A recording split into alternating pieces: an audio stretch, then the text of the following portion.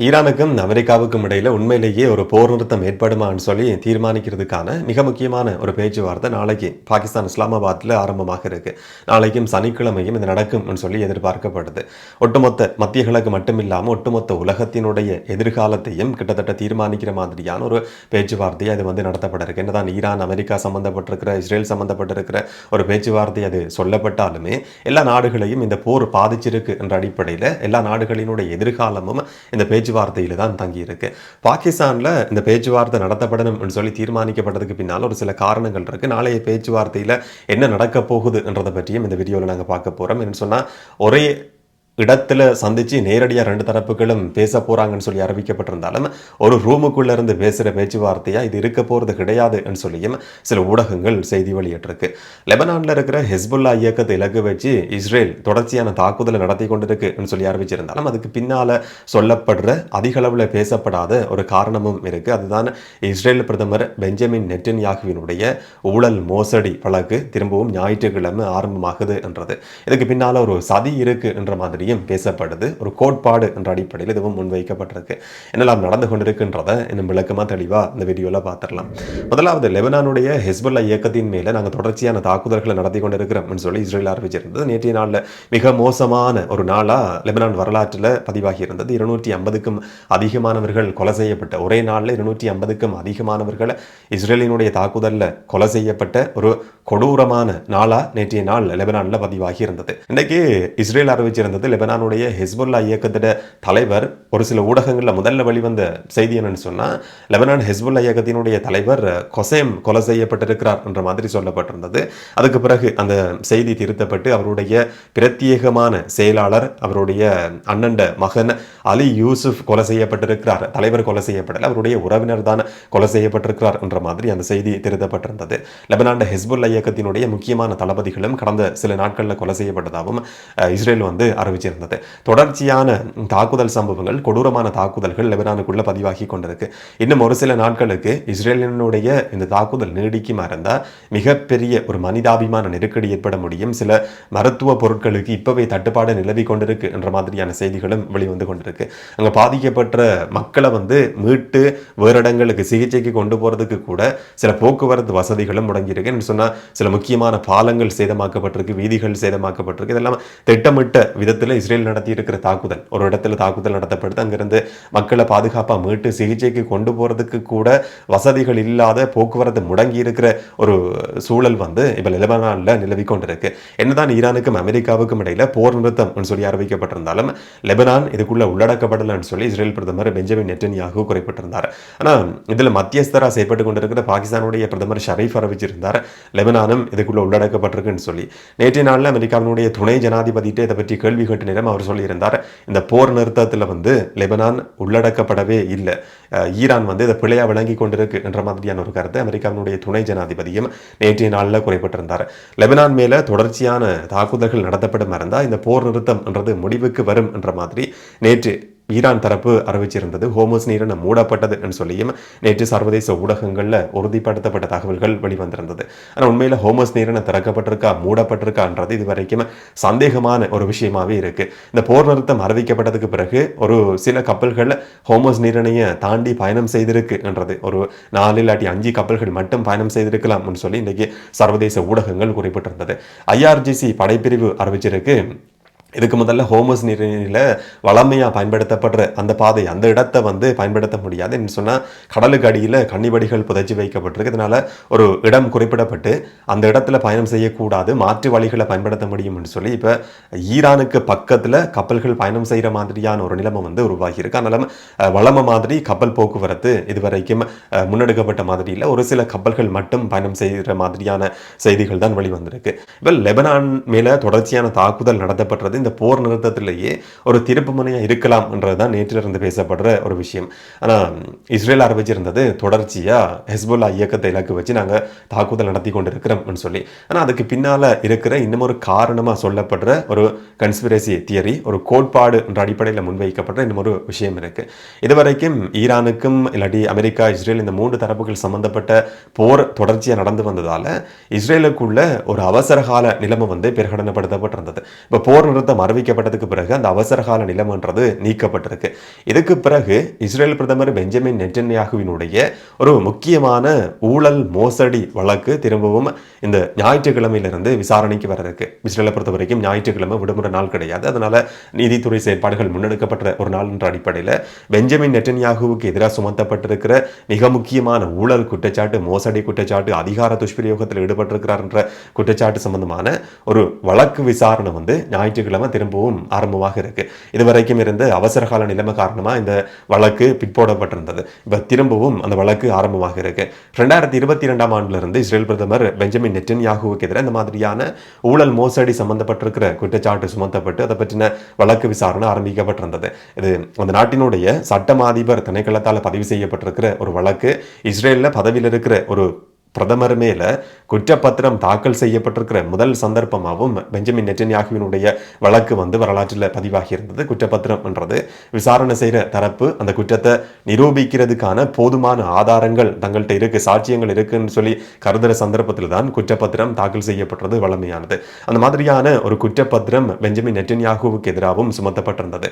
அதை பிற்போடுறதுக்காகத்தான் நாட்டை வந்து ஒரு போர் நிலைமையில முன்வச்சிருக்கிறதுக்காகவே ஈரான் மேல தாக்குதல் நடத்தியிருந்தார், லெபனான் மேல தாக்குதல் நடத்தியிருந்தார் சொல்லியும் ஒரு குற்றச்சாட்டு, விமர்சனம், இல்லாட்டி ஒரு சதி கோட்பாடு, கன்ஸ்பிரசி தியரி வந்து முன்வைக்கப்பட்டிருந்தது.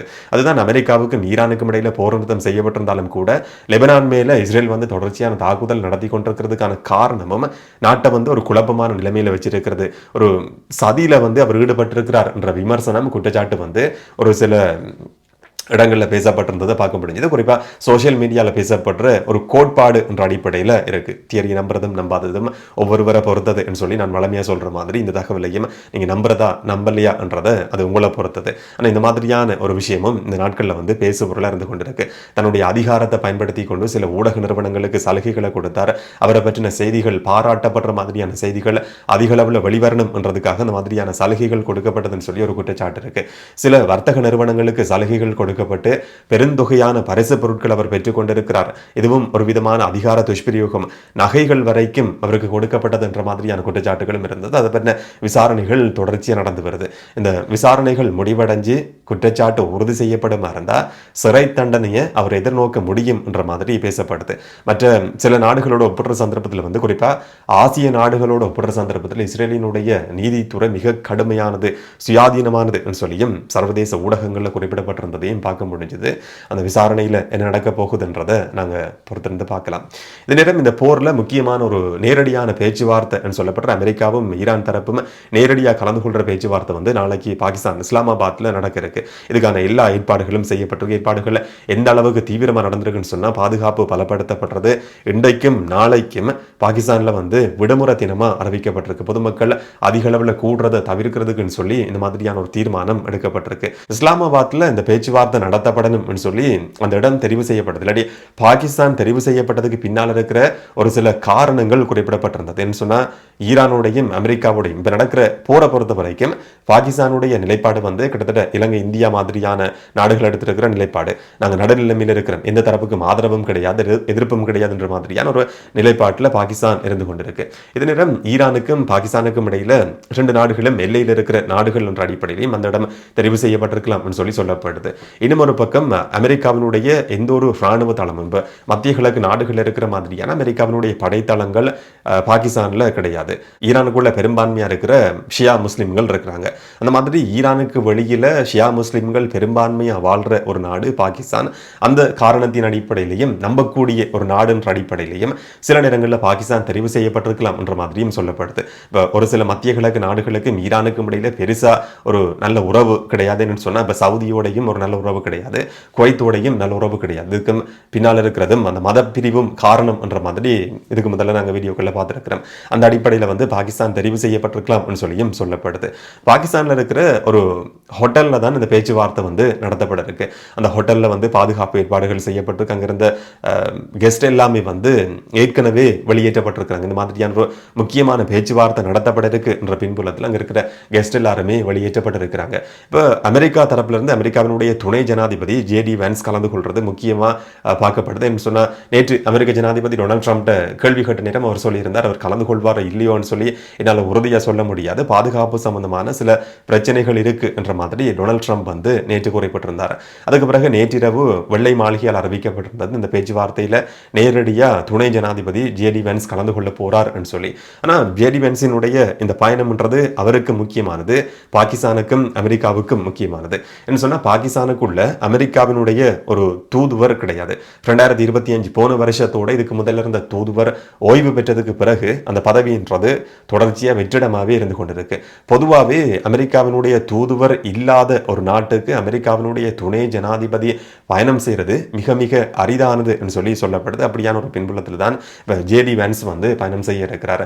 இதே நேரம் அடுத்த அமெரிக்காவினுடைய ஜனாதிபதி தேர்தலில் ஒரு ஜனாதிபதி வேட்பாளராக ஜேடி வென்ஸ் களமிறக்கப்படலாம் சொல்லி எதிர்பார்க்கப்படுது. அந்த மாதிரியான ஒரு பின்புலத்தில் அவருடைய அரசியல் வாழ்க்கையில் இந்த பேச்சுவார்த்தைன்றது மிக முக்கியமானதாக இருக்கும்.